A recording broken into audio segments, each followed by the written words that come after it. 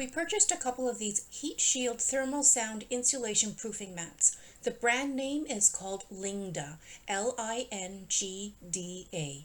These mats will be installed to our furnace room, which tends to be quite loud every time the furnace kicks in. So today we're going to do a quick unboxing to install one and test it out. Each of the two mats came wrapped in clear plastic and shipped in a box. There were no instructions or any user guide inserts, but I think to install this is pretty straightforward.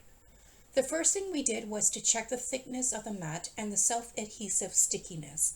The thickness is pretty good and the self-adhesion passed the stickiness test. Each mat comes sized at 40 inches by 80 inches, so for our purposes we're going to have to cut it down to size. We measured it according to the door opening to the furnace room, and then to cut it, we just used a box cutter and it cut very easily like butter. And we decided instead of using the self-adhesive backing, we were going to keep the wax backing in place and simply Velcro the mat to the door frame. That way we can remove it whenever we need to. And here's what the door frame looks like with the mat installed. Just a quick note that we ran out of Velcro strips, so we're going to have to get more to fill in where there are still some gaps. But here's the true test.